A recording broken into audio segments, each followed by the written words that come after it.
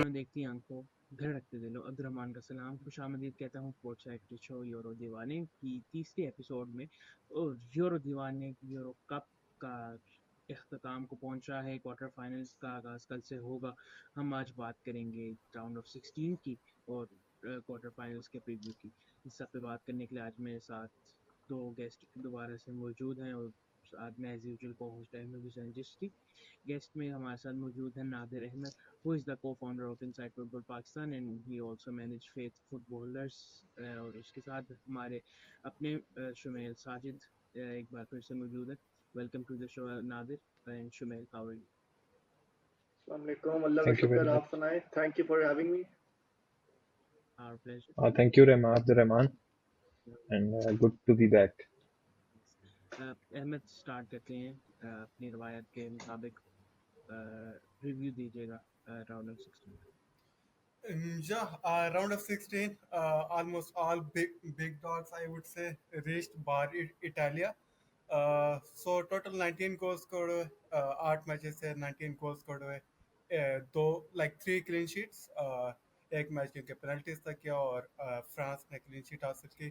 And apart from that, the biggest storyline was potentially अभी debate भी करेंगे कि क्या स्विट्जरलैंड फेवरेट थी, but the defending champions crashed out in round of 16. That was the biggest storyline, and the like romantic story आप कह रहे इस round of 16 की, that was Turkey beating Austria in the last match of round of 16. So it was an exhilarating round of 16. काफी talking points है. So Abdurrahman, I guess start लेते हैं पहले 2 matches से. या स्टार्ट करते हैं। नादिर भाई, मैं आपसे स्टार्ट करूंगा कि जो पहले दो मैच राउंड ऑफ 16 के खेले गए, स्विट्जरलैंड वर्सेस इटली और जर्मनी वर्सेस डेनमार्क, इन दो गेम्स को आप कैसे देखते हैं and what's your take on these? शुरू करते हैं इटली और स्विट्जरलैंड वाले से। हानि के काफी लोगों को अपसेट लगा, लेकिन जो मैंने इटली से यूजली देखे ना, वर्ल्ड कप के लिए क्वालिफाई नहीं किया था, इस यूरोज में भी वो खेले हैं, लेकिन उस तरह परफॉर्मेंस ही काफी टाइम से उनकी वो लेवल परफॉर्मेंस नहीं थी, तो मैंने उस तरह का अपसेट नहीं देखा। स्विट्जरलैंड की मिडफील्ड काफी स्ट्रांग मुझे लगी है। उनकी कोच ने वेल डेल किया, शाका उनका मेरे ख्याल से यूरोज में सबसे अच्छे मिडफील्डर में से जा रहा होगा, तो मेरे लिए इतना बड़ा अपसेट मुझे नहीं लगता। इटली के काफी वो जो पहले इटली वाली टीम थी ना, वो बिल्कुल नहीं रही। उनकी अटैक खास तौर पे कोई फाइनल थ्रेड पे आती है ना, उनका कुछ बनता नहीं है। इटालियंस नोन है डिफेंडिंग के लिए, ठीक अभी भी मैं कहता हूँ डिफेंसिवली उस तरह नहीं है, काम चला लेता नहीं कि गोल्स गंदे भी कंसीड किए, लेकिन मेन मसला अटैक का है। जब आपकी टीम गोल्स मार नहीं सकती तो आपके डिफेंस पे वैसे ही प्रेशर आएगा, क्योंकि उनको पता है कि एक गलती भी हो, गोल पड़ गया तो काफी गेम प्लान खराब हो जाएगा। तो मेरे लिए वो वाला मैच इतना बड़ा अपसेट नहीं था। और अगर जर्मनी वाली बात हुई, वो तो कम्प्लीटली जर्मनी वाला मैच पे इतना मैं बोलना चाहूंगा, जर्मनी का कोच मुझे लगता है सबसे गेम चेंजिंग तो उसका अपॉइंटमेंट है नागलसमैन का। उसने जो सिस्टम लाया अपने रेड बॉल वाला का, 2 नंबर 10 जो खिलाता है, इस मैच में वो आने के वर्ड्स नहीं खिलाया था उसने, लेकिन जर्मनी के मीडिया को इतना इशू नहीं था। हैवर्ट्स उनके लिए बहुत अच्छा चल रहा है जिस तरह यूज कर, मूसियाला उनका सबसे अच्छा चल रहा है, क्रूस जिस तरह नॉन था गेम चला रहा है। तो जर्मनी से तो मैं काफी खुश हूँ। डेनमार्क से मेरे मतलब एक्सपेक्टेड ही था, हारना था। इस यूरोज में भी उस तरह वो अपने लेवल पे मेरे ख्याल से आने के नहीं खेले, लेकिन इधर तक भी आ गए, तो उनके लिए यही मेरे ख्याल से काफी था।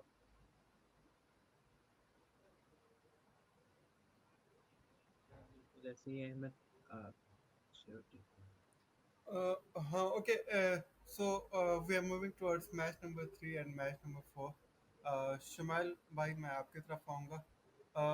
Match number 3 was match number 3 को मैं थोड़ा सा स्किप करना चाहता हूँ क्योंकि इंग्लैंड पे काफ़ी बात हम पिछले शो में भी कर चुके हैं. Of course we gonna touch it down, but let's talk about some excellence that is being shown by my favorite Spanish national team. Uh, Although Pella goal khaya, but from the word go, they showed their dominance. We need to talk about the best winger partnership right now in the Euros. I would say, I'm not exaggerating it. The stats prove it, the performances prove it, and you can interview or you can see from the faces of left backs and right backs जो भी अभी तक face करते आ रहे हैं. If okay, like there is some stats by minute number 13, Spain had 89% possession and Georgia had 11% possession, and that was not only Spain की position, ये तो हमेशा से पता होता है कि स्पेन की position, but they had 3 big shots on target, opposed by Georgia 0, but of course Georgia ironically by 20th minute they had scored. So yeah, what are your key takeaways for me? Fabian Ruiz की जो अभी नादिर भाई ने जाका की बात की, Fabian Ruiz has been the underrated performer of the Euro so far, but all the credits goes down to the Spain की जो wingers हैं, they are ripping this Euros up. So आपकी क्या takeaway है शमाल भाई इस particular match को लेकर? अच्छा, स्पेन प्रोबेबली मेरे लिए इस यूरो की मोस्ट एक्साइटिंग टीम अभी तक रही है। वही बात है कि ब्लेंड ऑफ यूथ और एक्सपीरियंस। स्पेन प्रोबेबली जिस तरह उनकी परफॉर्मेंस रही लास्ट 2 वर्ल्ड कप्स में कोई अच्छी नहीं थी। बहुत सारे लोग उन्हें चांस नहीं दे रहे थे, लेकिन kudos to Spain for having a good comeback. वही अगेन एक्साइटिंग उनकी जो यूथ पार्टनरशिप है आगे, Nico Williams plus Lamine Yamal, absolutely wonderful यार। मतलब कहीं से पता नहीं चल रहा कि ये 16 ईयर ओल्ड लमीने जमाल 16 साल का है। तो वो काफी एक चीज रही। वही एक आपने चीज टच की, फेबियन रुइज यार, एब्सोल्युटली अंडररेटेड। जिस तरह की उसकी परफॉर्मेंस रही है स्पेन में, not much talk in the media इस यूरो में स्पेशली, लेकिन वो बहुत ही फिनोमिनल रहा है। और उसके साथ जब रॉड्री ऐड करते हैं तो of course we all know Rodri कितना क्रूशल रहा है सिटी के लिए भी और अगेन स्पेन के लिए भी। तो एक बड़ा अच्छा कॉम्बिनेशन स्पेन का बना है, एंड प्रोबेबली मैं उन्हें बड़ा इस यूरो में बड़ा हाई रेट कर रहा हूँ फॉर द रिमेनिंग कंपटीशन। दूसरी बात, दूसरा मैच इंग्लैंड वाला, इंग्लैंड अगेन लकीली ये जीते डिस्पाइट बिलो पार परफॉर्मेंस। लेकिन मेरी एक बड़ी टेक है, इंटरेस्टिंग टेक है, अब देखते हैं क्या बनता है। लेकिन जिस तरह का इंग्लैंड का ग्रुप जो आगे फर्दर मैचेस शेप हो रहे हैं, प्रोबेबली स्विट्जरलैंड बड़ी अच्छी टीम है, बहुत अच्छा परफॉर्म कर रहे हैं, लेकिन I still see England edging them quarter final में। और इंग्लैंड अगर स्विट्जरलैंड को हरा रहा है तो उनकी बड़ी आसान टेक है टुवर्ड्स द फाइनल। मतलब रिलेटिवली अगर हम दूसरी साइड से बात करें तो लेट्स सी अब देखते हैं, क्योंकि a lot of us follow English football बहुत ज्यादा। तो एक वो एक इंटरेस्टिंग उनकी जर्नी होगी टुवर्ड्स द एंड। बट शमाल भाई, आई गेस आप इंग्लैंड के फैन भी हैं, तो नहीं नादिर भाई इंग्लैंड के फैन है, तो आई आई आई जस्ट गोना से मैं कि भी इंग्लैंड का नहीं, फैन मैं हूँ। भी यूनाइटेड हाँ फैन हूँ। मैं हाँ, इंग्लैंड का fan I just gonna say जो भी इंग्लैंड के फैंस हैं, चाहे डिविजनल है वट एवर, 2018 का वर्ल्ड कप देख लें, इनकी रन देख लें, 2022 के वर्ल्ड कप की रन देख लें, इवन 2020 के यूरो जिसमें वो फाइनल में पहुंचे, रन हमेशा ही नहीं आसान मिले हैं। जब भी किसी अच्छी टीम के खिलाफ इनका मैच पड़ रहा है, देगा ना, ठीक है फाइनल में पहुंचना, I am not going to rate them. आपने कितने मैचेस ड्रा करने, कितनी मीडियोकर टीम्स के खिलाफ, नो डिसरिस्पेक्ट टू देम। और ये क्या लाइक ईगो का इशू बनाया हुआ है कि फोर्डन को आपने उधर विंग पे जलील का लाइक वेस्ट कर रहे हो, I can use a word, मैं जलील का वर्ड यूज करने लगा था, वाकर को आप खिलाए जा रहे हो आफ्टर स्टिंकर्स। अभी हम स्पेन की जब हम बात करें तो मैं कंट्रास्टिंग थोड़ा टैक्टिक्स फेंकना चाहता हूँ। ठीक है साका को आप कह लें कि थोड़ा सा डायरेक्ट होके खेलते हैं, बट स्पेन के आप दोनों विंगर्स देखें, जर्मनी की इवन टेंस है कि वो you know like kind wide roles adopt करते हैं। Who is going who is doing that job for England, जहाँ पे टोटली लैग कर रहे हैं। अभी आई नो माइनो की थोड़ी अच्छी एडजस्टमेंट की, माइनो was probably their best performer I would say after that mediocre performance, but जब तक गॉर्डन को नहीं खिलाने लगे, आई am not like giving any chance to England specifically against Switzerland जो बहुत अच्छी well settled टीम है। But anyway, Abdul Rahman I guess next 2 matches की तरफ मूव करते हैं। Before next two matches, Nadir भाई अगर आप इसमें कुछ ऐड ऑन करना चाहते Okay, इन पिछले मैचेस के बारे में, इंग्लैंड वाले और हैं। क्या यस। कहते हैं। इंग्लैंड में बात इंग्लैंड करें। वाले मैच में अहमद भाई ने बात सही की, यानी कि लेफ्ट हैंड साइड में भी नहीं, आप एक क्रिपियर खिला रहे हो राइट फुटेड लेफ्ट बैक, आप फोर्डन खिला रहे हो जो लेफ्ट फुटेड है, वो लेफ्ट विंग पे विथ रखने नहीं चाहता। ये मैं बिल्कुल एग्री करता हूँ। साइड की डायनामिक तो है ही नहीं, इंग्लैंड की लेफ्ट साइड नॉन एग्जिस्टेंट है। आप उनके एवरेज पोजीशन भी देखो, फोर्डन बीच में आ रहा होता है, साका भी थोड़ा कभी कभी बीच में आने की वो वेट रख लेता है, केन डीप ड्रॉप कर रहा था, आगे आपका कोई है ही नहीं, इसलिए डायनामिक्स अभी इंग्लैंड टीम की बिल्कुल ही खराब है। मैं यही ऐड करना चाहूंगा, लेकिन ज्यादा अभी बात ही करना चाहता, अगले मैचेस पे आ जाते हैं। चलिए अगले मैचेस पे आते हैं। जो दो मैचेस उसके बाद खेले गए, फ्रांस वर्सेस बेल्जियम, जो कि बड़े मैचेस में आता है, और फिर उसके बाद जो फ्रांस ने 1-0 से जीता था, और फिर पुर्तगाल वर्सेस स्लोवेनिया, जो कि कह सकते हैं कि ऐसा मैच बड़ा मज़ेदार मैच हुआ था। और वो मैं एक पोस्ट भी देख रहा था, मीम टाइप बनाई हुई थी कि 2016 में भी रोनाल्डो ने पेनल्टी लूज़ की थी, फिर उसके बाद जाके वो यूरो कप जीते थे, और इसमें भी इसने पेनल्टी लूज़ की थी। सो मैचेस की तरफ आते हैं, आप इन दो मैचेस को कैसा देखते हैं? और पहले पुर्तगाल वाले पे आ। पहले पोर्चुगल की बात करूं, पोर्चुगल वाले मैच के ये है, इनको इनका मैनेजर जो है ना, पता नहीं अब समझ नहीं, प्लेयर ऐसे 4-3-3 पे आ गया है, लेकिन इनकी टीम अभी क्लिक उसका नहीं कर रही। बर्नार्डो सिल्वा हानि की सिटी के लिए बहुत अच्छा खेलता है, लेकिन उसका वही वाला रोल पोर्चुगल में फायदा नहीं है। उससे बॉल आती है वापस विंग बैक को, कंसेलो का मिडफील्ड को, वो डायरेक्ट हो रहा नहीं है। उनका एक रिस्क टेकर है राफेल लियाओ, वही कुछ अटेम्प्ट करने चाहता है, उसको जल्दी सब ऑफ कर लिया, मान वो मेरे ख्याल से गलत डिसीजन है। दूसरा उसने गलती की थी मेरे ख्याल से 70 मिनट में, उसने ब्रूनो को नंबर 6 पे कर दिया था, पीछे लॉन्ग बॉल्स खिलाए। ब्रूनो उतना अच्छा नहीं खेला, लेकिन बर्नार्डो सिल्वा को सब ऑफ होना चाहिए, ब्रूनो को मेन पोजीशन में रखता है, रूबेन नेवेस को लाता। वही मैच था फिर। और रोनाल्डो के बारे आने के, मेरे लिए तो गोट ही है, लेकिन अफसोस होता है वो नजर आता है रोनाल्डो का वो टच के बाद वो थोड़ा स्लो हो गया अपना शॉट निकालने में, पास निकालने में। काफी अक्सर उसको हाफ चांसेस भी आते हैं ना, वो थोड़ा जो सेकंड डिले स्लो हो गया ना, उससे बड़ा फर्क पड़ता है। रोनाल्डो इस यूरो बिल्कुल नहीं चल रहा उनके लिए, उसको अच्छी खासी बॉल भी मिलती है ना, लेकिन वो उससे कुछ हो रहा नहीं है।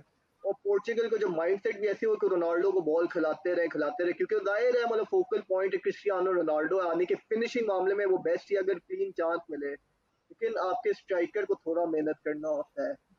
फिर वही बात, मेरे ख्याल से इनका मैच था स्लोवेनिया से ना, स्लोवेनिया से था। वो ग्रुप स्टेजेस में भी उन्होंने दिखाया था डिफेंसिवली बहुत रिजिड और सॉलिड है, वो चांसेस कम देते हैं। इंग्लैंड के अगेंस्ट उसका मैच था 0-0 था, और यही हाल था बिल्कुल। पोर्चुगल ने भी बहुत स्ट्रगल किए थे चांसेस बनाने में, लेकिन वही बात है कि उन्हें कोई कीपर बचा गया। कीपर ने कहा था कि आज भाई मैं आगे मैच जितवा के ही रहूंगा। पेनल्टी से तो ज्यादा बड़ी सेव वो 1-on-1 थी बेंजामिन शेशको वाली, मेरे ख्याल से वो टर्निंग पॉइंट बिल्कुल। था।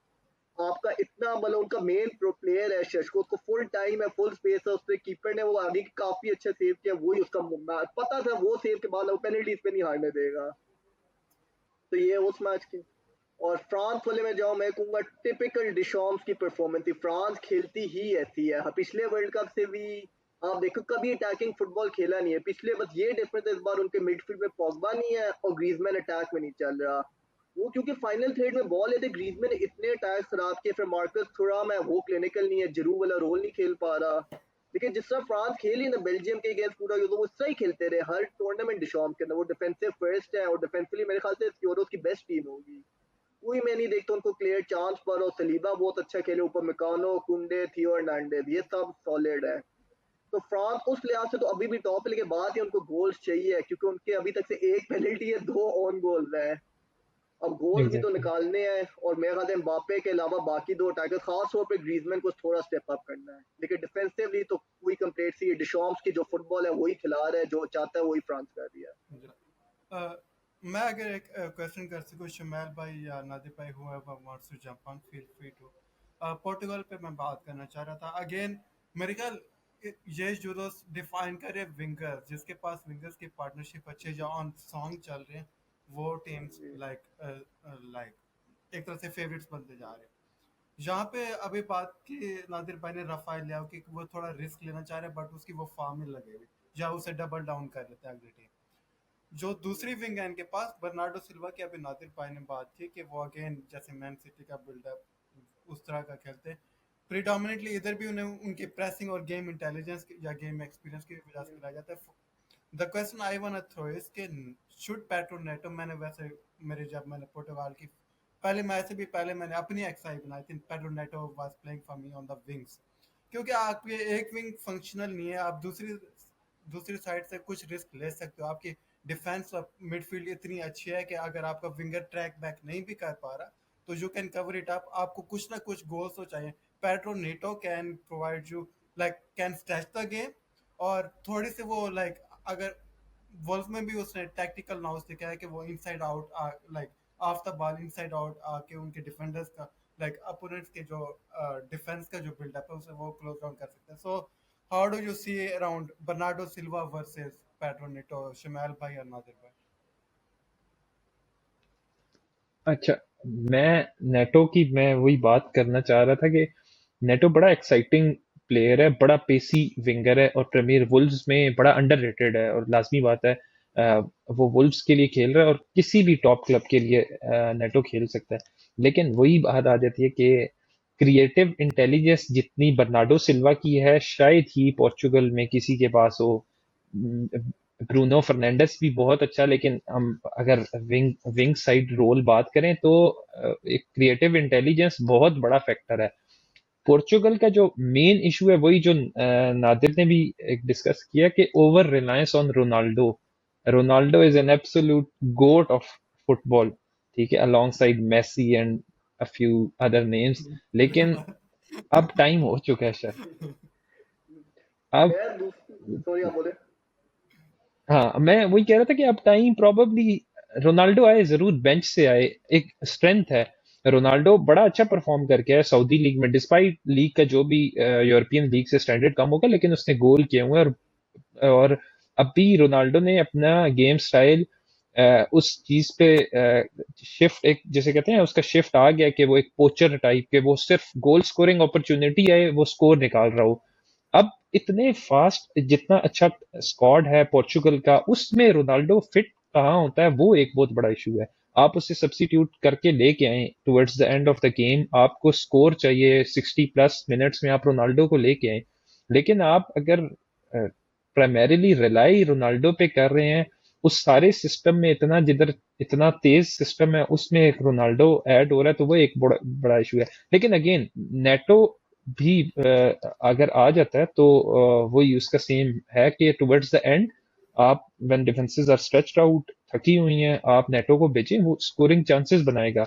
उधर रोनाल्डो एक बहुत बड़ा फैक्टर है, उधर रोनाल्डो बहुत गोल निकाल सकता है अगर मतलब डिपेंडिंग अपॉन द सर्विसेज, ठीक है, उधर इफेक्टिव है। तो अगर ये मुझे एक बात समझ आ रही है बीइंग फुटबॉल फैन, तो ऑफ कोर्स पोर्चुगल के मैनेजर को तो जरूर मार्टिनेज को पता ही होगा। लेकिन वही है, Portugal is relying too much on Cristiano Ronaldo. Nadir भाई इस आप पे कुछ, मैं हाँ ऐड या करने या चाहूंगा या या नेटो और बर्नार्डो सिल्वा। सबसे पहले मैं नेटो को सब ऑन कर किया को लादी, बर्नार्डो सिल्वा को मैं चाहता हूँ सब ऑफ कर लिया, के लिए स्टार्ट नेटो को नहीं, क्योंकि बर्नार्डो सिल्वा जितना मतलब रिस्क नहीं ले रहा है इतना वो, लेकिन उसकी एक चीज है वेट रेट लाता है और थोड़ा बैलेंस लाता है, और उस तरह का प्लेयर वो अभी ड्रॉप नहीं कर सकते लीडरशिप क्वालिटीज के लिए और थोड़ा वो लिंक अप के लिए। ये मैं इस तरह ही देखता हूँ कि 60-70 मिनट खिलाओ, मैच नहीं जीते तब उसको लाजमी सब ऑफ करो। नेटो को बहुत कम यूटिलाइज कर रहा है, तो मैं इस तरह देखूंगा। बर्नार्डो सिल्वा अभी भी स्टार्ट कर रहा हूँ, लेकिन इस तरह के नेटो लाजमी उसकी जगह सब ऑन हुआ करे। पिछला मैच जैसे कोई तोकती थी बर्नार्डो सिल्वा को 120 मिनट खेलने की, उसको मिडफील्ड में भी लाए थे, उसको ये इफेक्टिव नहीं था मिडफील्ड में उनके लिए वो, क्योंकि उसकी गेम बड़ी डिफरेंट है, उसको बाकी प्लेयर्स उसके अराउंड चाहिए होते चलने के लिए। और वो सिटी वाली गेम पोर्चुगल में उस तरह उसको मतलब उसके लिए मतलब किस तरह बोलूं टेलर मेड नहीं है।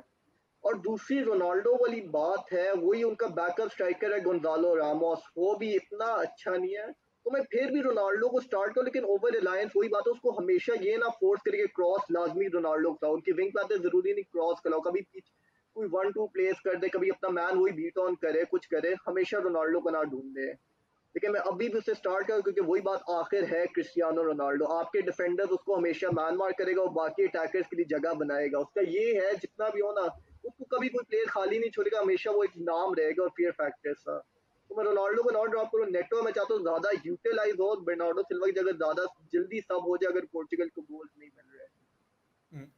All right, fair enough. Shamal भाई शायद मैं अभी भी आपको थोड़ा काउंटर ऐड करना चाहूंगा, but we gonna move on. ये टॉपिक अगले शोज के लिए रख लेंगे या अगले डिस्कशन के लिए। आपने वर्ड यूज किया क्रिएटिव इंटेलिजेंस। मैनचेस्टर सिटी में वो तब यूटिलाइज हो सकते हैं जब आपके पास केविन डे ब्रुयने जैसा बॉक्स क्रैशर है। इधर पोर्टुगाल के पास बॉक्स क्रैशर कोई नहीं है, क्योंकि वो ब्रूनो फर्नांडिस को भी as a deep playing maker use कर रहे हैं। जब तक आपके पास वो वाला बॉक्स क्रैशर नहीं है जैसे जूड बेलिंगम इंग्लैंड के लिए ऑफरेट करता है या मैड्रिड में प्रीडोमिनेटली करता है, तब तक Bernardo Silva on the wings is non-effective for me. But anyway, we mm, like agree to disagree here. Let's move towards the last two matches. I think so. पहले touchdown करना चाहिए Netherlands पे. Although I do mention in the intro के तुर्की के most romantic story अभी तक चल रही है.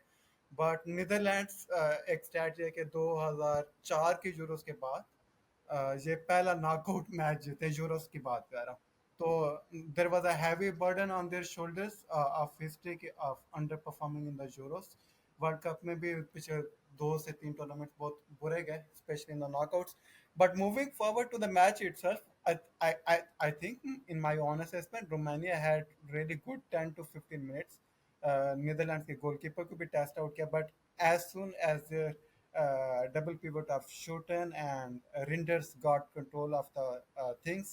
Then there was a control ceilings or I guess मैं शायद थोड़ा कैवेट ये फेंक रहा हूँ कि नीदरलैंड गना काट आउट क्योंकि इनका बिल्डअप आई स्टिल से कि लोप साइडेड है ऑन द राइट फ्लैंक और मोस्टली लैंड कर रहे होते हैं डम्फ्रीज के ऊपर Dumfries was really really sensational और I don't know why why Romania didn't double down on Denzel Dumfries एक ही लाइक उनके आउटलेट को आपने कंट्रोल करना अगर वो आपसे कंट्रोल नहीं हो पा रहा ठीक है हाजी की बहुत बुरी गेम गई शायद उनकी इंजरी ने भी पार्ट प्ले किया he was mentally distracted and what not but shout out to my Liverpool player. I am going to take it liberty. He is having a blinder of a tournament. हमेशा Netherlands के लिए बहुत अच्छे खेलते हैं. I am talking about Cody Gakpo, left wing पे he is killing and he is in the run to be player of the tournament अगर ये फॉर्म at least वो final तक भी लेके जाते हैं. So yeah, Shumail भाई, your thoughts on Netherlands performance? Much needed performance. बहुत ज़्यादा criticism भी हुआ था जब ये ग्रुप स्टेज में इनकी लास्ट डिफीट हुई थी. So yeah, over to you. अच्छा, नेदरलैंड क्वालिफाई क्योंकि ऑलरेडी उन्होंने थर्ड प्लेस से किया था, लेकिन अगर राउंड ऑफ 16 में एक मैच देखें जो कंफर्टेबल, प्रॉबली कंफर्टेबल थे ड्यूरिंग द गेम, तो वो नेदरलैंड का मैच था. मतलब बाकी भी हमने जितने मैचेस देखे हैं वो कह लें, थ्रिलर्स कह लें, या उन्हें थोड़ा नेल बाइटिंग टाइप, मतलब would be harsh on those games, इतने भी मतलब नहीं थे, लेकिन फिर ये कंफर्टेबल गेम थी नेदरलैंड वाली. ये जो इनका विन था रोमानिया के अगेंस्ट. अगेन अब इंटरेस्टिंग स्टेट कि 2004 से अब अगर वो नॉकआउट नहीं जीते, हालांकि हमेशा उनकी अच्छी टीम्स रही हैं, तो लेकिन गुड फॉर नेदरलैंड. और आगे अब let's see how do they do against Turkey. I guess उनका मैच है, तो लेट्स सी क्या बनता है, लेकिन they were comfortable in their win. और गैक्पो आपने बोला बड़ा, he has been performing really well, और उसके बाद चेवी सिमोन्स जो है वो भी बड़ा जेल्ड अप है इस नेदरलैंड टीम के साथ. लेकिन अगेन नेदरलैंड, लेट्स सी क्या करती है अगले क्वार्टर फाइनल में. But so far barring their group stage, they were comfortable winners इसमें राउंड ऑफ 16 में. जा ओके तुर्की पे थोड़ी बात कर लेते हैं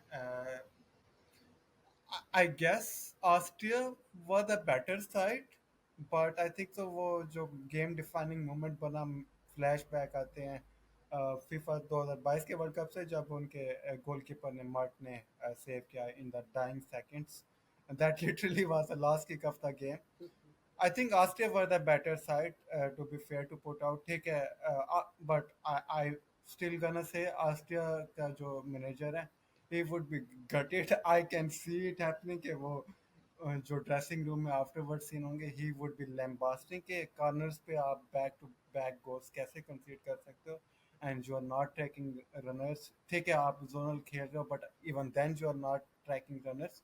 दोनों गोल्स, इवन तीनों गोल्स लकीली लाइक तो जो आस्ट्रिया ने भी गोल स्कोर किया वो कॉर्नर से हुआ.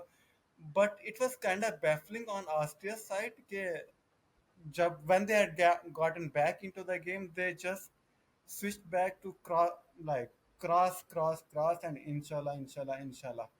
वो ठीक है, तुर्की ने बैक 5 पे चले गए थे एंड देन देयर जो दूसरी लेयर थी वो 4 वाली थी, देन 1 and 1.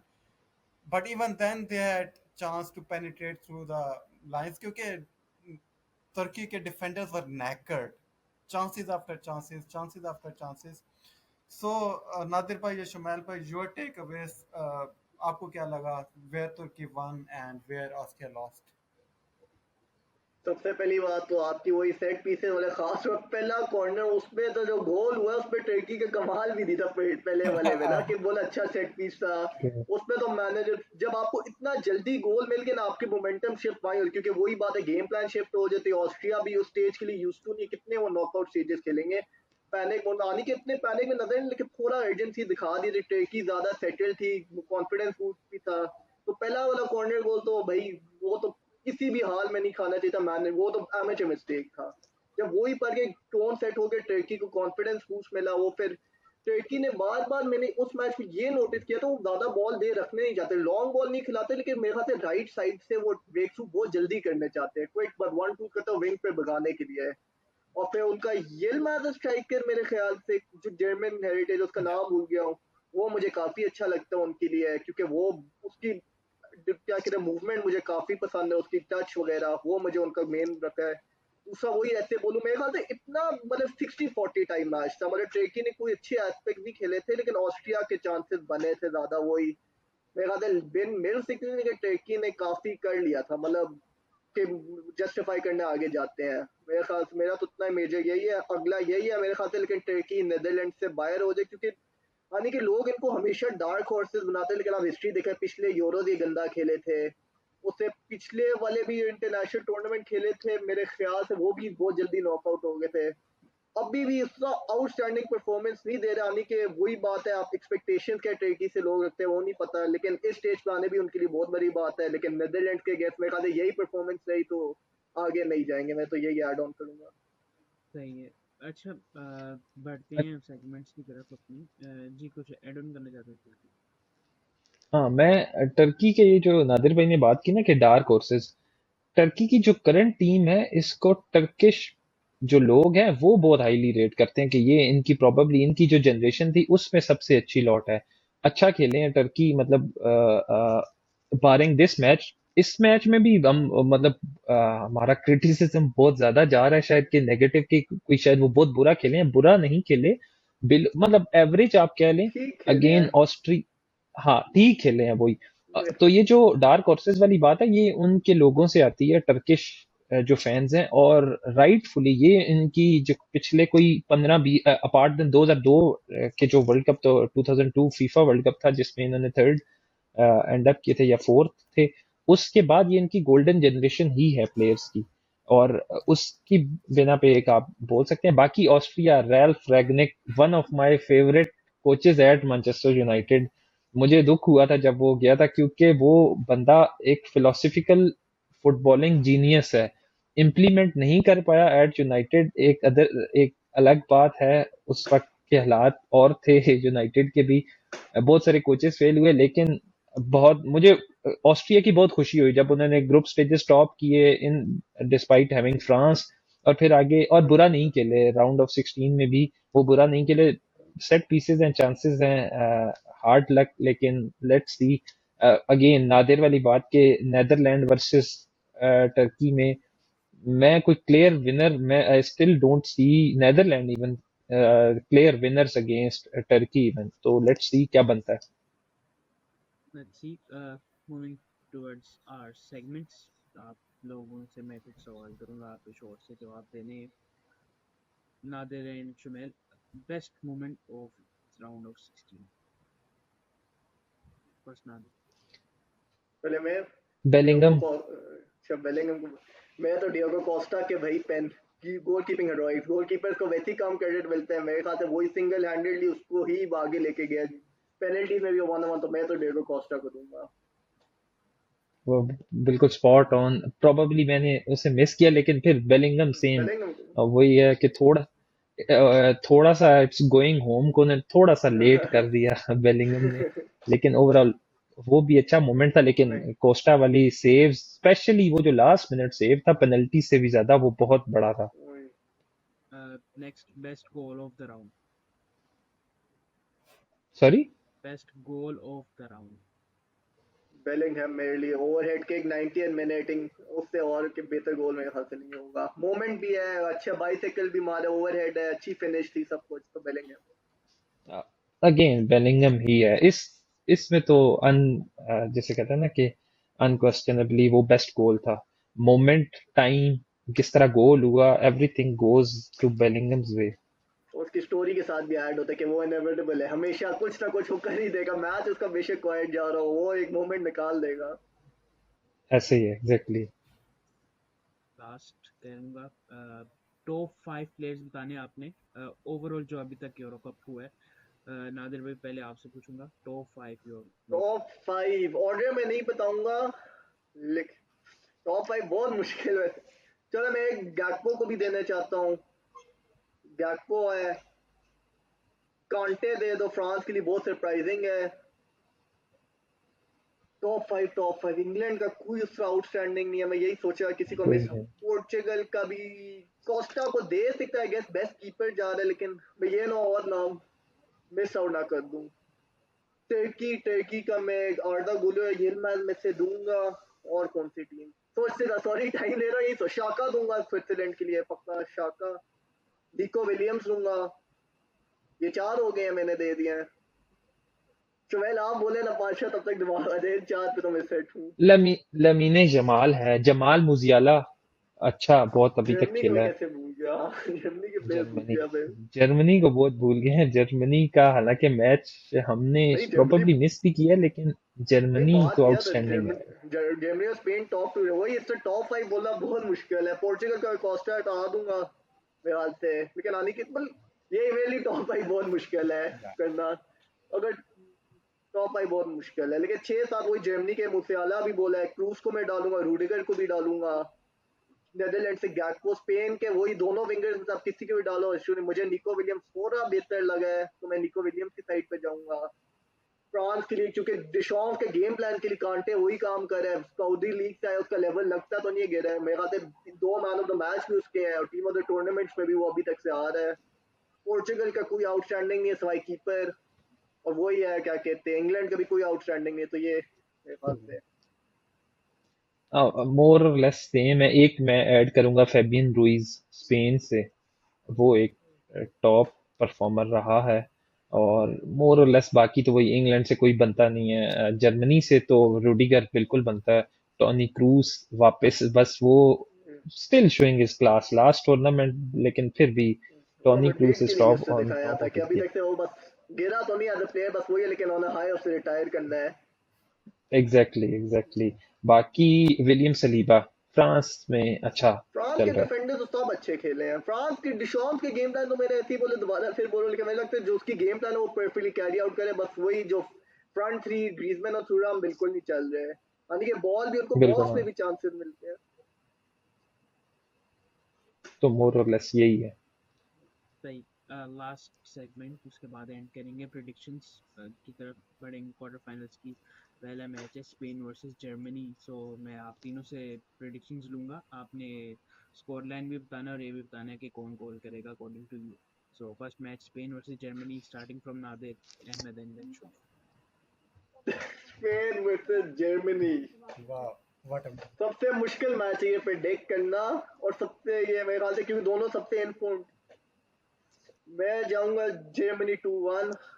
तो मुझे पता है अहमद भाई स्पेन के वाले का, मैं जर्मनी 2-1 जाऊंगा, हैवर्ट्स और एक क्रूज गोल, मुझे फीलिंग आ रहा है, लेकिन गोल स्कोर कोई भी हो सकता है, 2-1। और स्पेन के लिए मैं कह देता हूँ जमाल मार देगा, लेकिन गोल स्कोर कोई भी हो सकता है उस पर तो मैं, लेकिन 2-1 जर्मनी विन मैं जा रहा हूँ।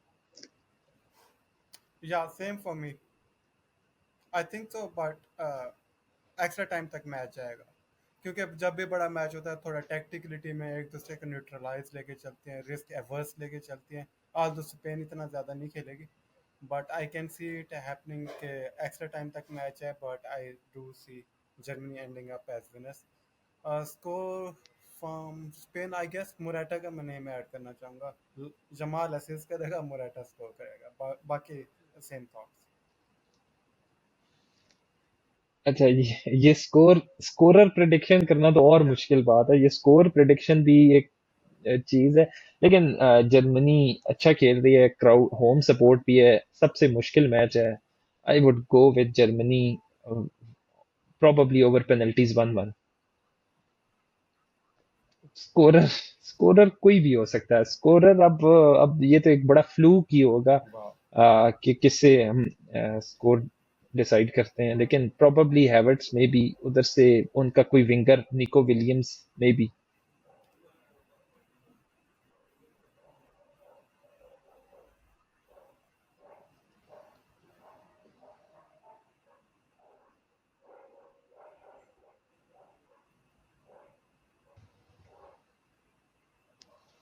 सही, next match Portugal versus France.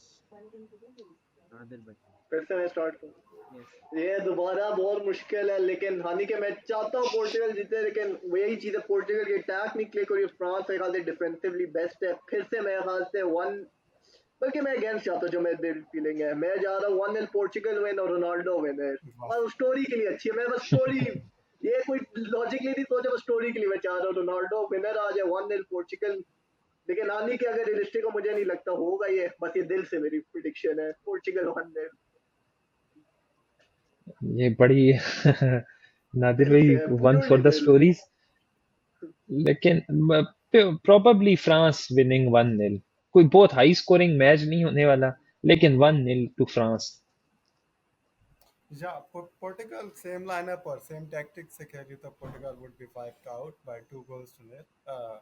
Mbappe की एक बहुत अच्छी गेम ड्यू है and it might be that कि जहाँ से वो अपनी पीक फॉर्म पकड़ें, और देर इज़ अ टूर्नामेंट जितना भी एक काइंड ऑफ टैक्टिक्स होती है कि आप लेट इन जाके अपनी पीक फॉर्म पकड़ो तो France might get into the group. But अगर पोर्टुगल ने लाइनअप चेंज की, स्पेशली पैड्रो नेटो और डियागो जोटा के साथ जाते तो आई can C Portugal taking France out. But overall मैं प्रिडिक्शन देना चाहूँगा 2 goals to 0 टू फ्रांस, और एम्बापे की मैंने बात कर दी।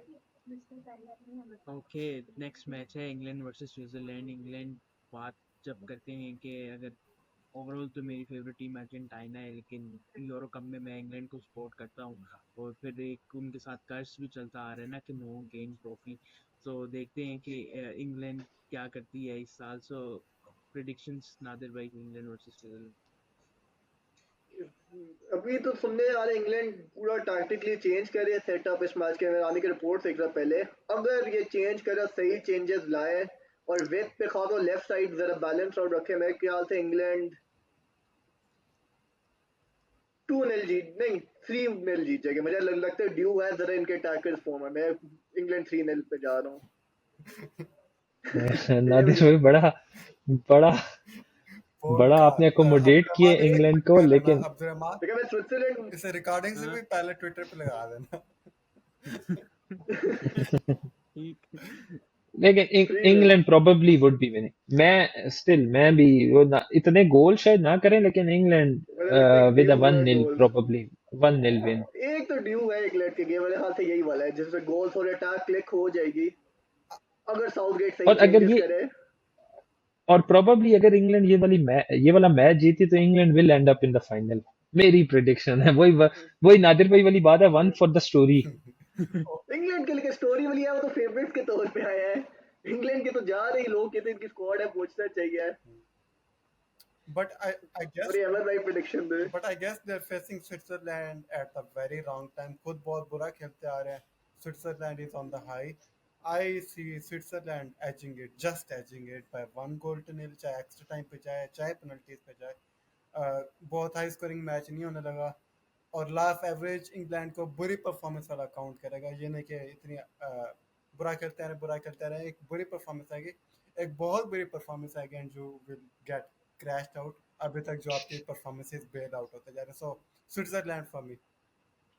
जाका मतलब जा बिल्कुल डिफरेंट चल रहा है जाका या वागस गोल आज। करेगा। बस ठीक है। 3-0 तो नहीं आने वाली, वो तो एक जो टेक्निकल्स अभी देखना तक जो खेल रहे हैं बहुत मुश्किल लगता है। फिर वो है ना, बिल्कुल ऑपोजिट चेंज करना पड़ेगा। मतलब जिस तरीके से ये अपना पहला मैच खेले थे, जहाँ पे इनके पास चांसेस थे कि स्कोर कर सकते थे, लेकिन वहाँ पे भी इन्होंने एग्जीक्यूट नहीं किया। फिर अगला मैच उनका ड्रॉ हुआ। सो देखना पड़ेगा, बहुत काम करना पड़ेगा इंग्लैंड को अगर 3-0 करना है तो। लास्ट मैच है Netherland versus Turkey. So Nadir against starting. I guess मैं इस पे जाऊंगा। गो। सॉरी, आप बोले बोले, मैंने काट दिया। हाँ बोले ना, सॉरी काटा था आपको। नहीं आप कंटिन्यू करें सॉरी। नहीं आप बोले, अगर मुझे बुरा लग गया, हम काट, ओके आप पॉइंट बोले थे ना, बोल दे। हाँ I think Netherlands have hit top form, balance भी अच्छा लगा पिछले मैच में। ऑल्दो क्वालिटी ऑफ अपोनेंट्स पे भी बात की जा सकती है, बट अगेन तुर्की भी रोमानिया से एक लेवल ऊपर ही होगी, इतनी ज़्यादा ऊपर नहीं है। तो एक्स फैक्टर्स अगेन नीदरलैंड्स के पास ज़्यादा हैं। डेंजल डमफ्रीज हो गए, दो अच्छे डिफेंडर्स हैं, वर्जिल वैन डाइक, नेथन आके और कोडी गैक्पो का अच्छे दिन चल रहे। तो I think Netherlands will see it through by 2-1 in the normal time.